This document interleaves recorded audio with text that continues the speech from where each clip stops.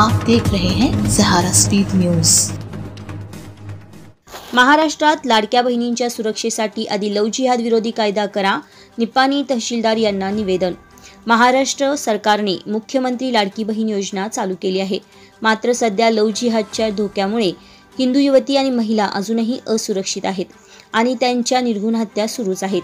लाडकी बहीण योजनेच्या आधी बहिणींना सुरक्षा द्या, बहिणींच्या सुरक्षेसाठी राज्यात तात्काळ लव्ह जिहाद विरोधी कायदा करावा या मागणीचे निवेदन हिंदू जनजागृती समितीच्या वतीने निपाणी तहसीलदार यांना देण्यात आले। महाराष्ट्रातून वर्ष 2019 ते 21 या 3 वर्षाच्या कालावधीमध्ये 1 लाख युवती महाराष्ट्रातून गायब झाल्याची माहिती समोर आली आहे।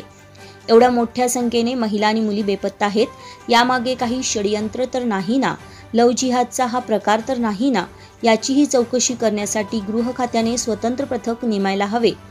उरण पनवेल मार्गावरील NI हायस्कूलच्या समोर राहणारी यशस्वी शिंदे हिची निर्घृण हत्या करण्यात आली। या प्रकरणामुळे केवळ महाराष्ट्रच नव्हे तर देशभर संताप व्यक्त होत आहे। या घटनेमुळे श्रद्धा वालकर प्रकरणाची आठवण संपूर्ण देशाला झाली आहे।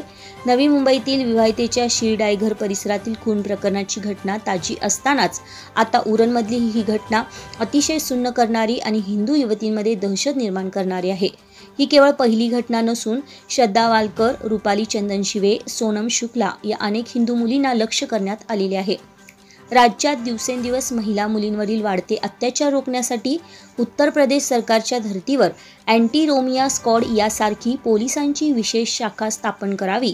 मुसलमान युवक आणि हिंदू युवती यांच्या प्रेम प्रकरणाच्या तक्रारी लव्ह जिहाद म्हणून नोंदवल्या जाव्यात। तसेच या प्रकरणात काही धर्मार्ध आणि कट्टरतावादी जिहादी संघटना, जिहादी नेते, परकीय शक्ती आढळून आल्यास त्यांची पाळीमुळे खणून काढावीत, त्यांच्यावरही तात्काळ कठोर कारवाई करण्यात यावी आदी मागण्याही या निवेदनात करण्यात आल्या आहेत। धारावी येथे हिंदू तरुणाची हत्या करणाऱ्या धर्मार्ध्यांना तात्काळ अटक करा। या प्रसंगी बजरंग दलाच्या वतीने धारावी येथे निशार शेख आणि आरिफ यांच्यासह काही मुसलमानांनी अरविंद वैश्व या 27 वर्षीय हिंदू तरुणाची हत्या केली। अरविंदला 7 जणांनी मिळून मारलेले असताना पोलिसांनी 7 जणांपैकी फक्त 2घांनाच आरोपी दाखवल्याने विश्व हिंदू परिषदेच्या कार्यकर्त्यांनी पोलीस ठाण्यासमोर आंदोलन केले। तर या प्रकरणाची दोषी असणाऱ्या सर्व धर्मार्धांना तात्काळ अटक करून कठोर कारवाई करण्यात यावी या मागणीचे निवेदनही यावेळी देण्यात आले। तर आज समस्त हिंदुत्ववादी संघटना या ठिकाणी एक निवेदन घेऊन आलेले आहे।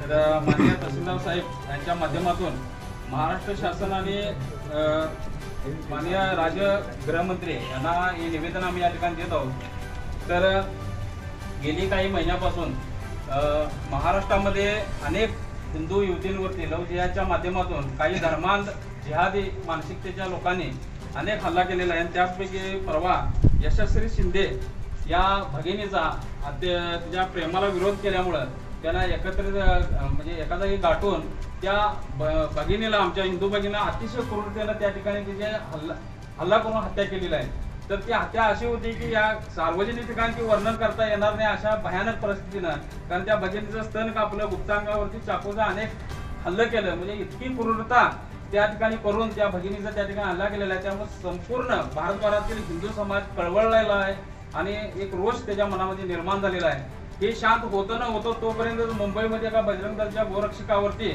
त्या ठिकाणी अतिशय त्याचा व्हिडिओ करून क्रूरतेनं तिचे हात तोडून त्याच्यावरती अनेक धारदार शस्त्रानं एका धर्मांधाने त्याही ठिकाणी हल्ला केलेला आहे। आणि अशा घटना ह्या रोज चालू आहेत, म्हणजे फक्त हिंदू संघटना आणि हिंदू समाजाच्या हातामध्ये मेणबत्त्या आणि कॅन्डल घेऊन विरोध करणे याच्या व्यतिरिक्त काही राहिलेलं नाही। त्यामुळे प्रशासनानं अतिशय गंभीरतेनं या गोष्टीकडे लक्ष द्यावं। आज आमच्या असणाऱ्या भगिनी शाळा कॉलेज यामध्ये पाठवू की नको असा प्रश्न निर्माण होत आहे आणि अतिशय भीतीदायक वातावरण हिंदू समाजामध्ये पसरलेलं आहे। आणि शासनानं तात्काळ याच्यावरती काहीतरी उपाययोजना करावा, लव्ह जिहाद सारख्या एक कठोर कारवाई त्या लव्ह जिहादवरती व्हावी आणि तसा कायदा करावा या मागणीसाठी आज इथं समजता आलेले आहेत। तर प्रथमतः बजरंग दल सोलापूर जिल्हा समन्वयक श्री अजित पाळे यांनी 2 आपले मनोगत या ठिकाणी व्यक्त करा।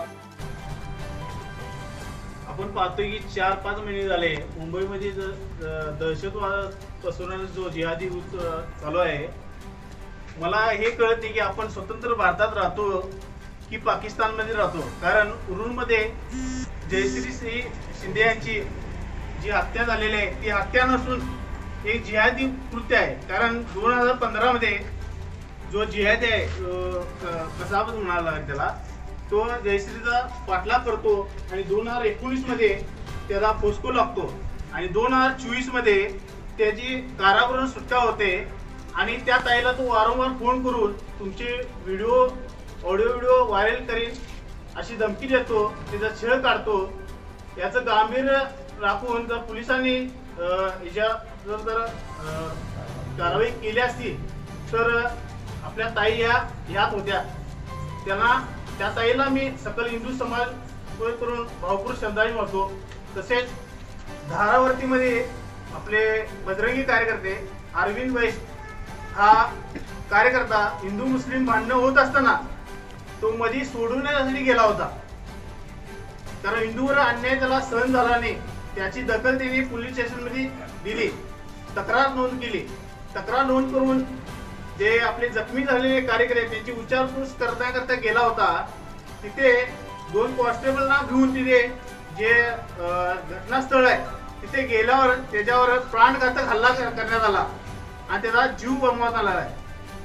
असे जर होत असेल तर प्रशासनाला आणि पोलीस शासनाला आम्हाला शस्त्र बाळगण्याची परवानगी द्यावी.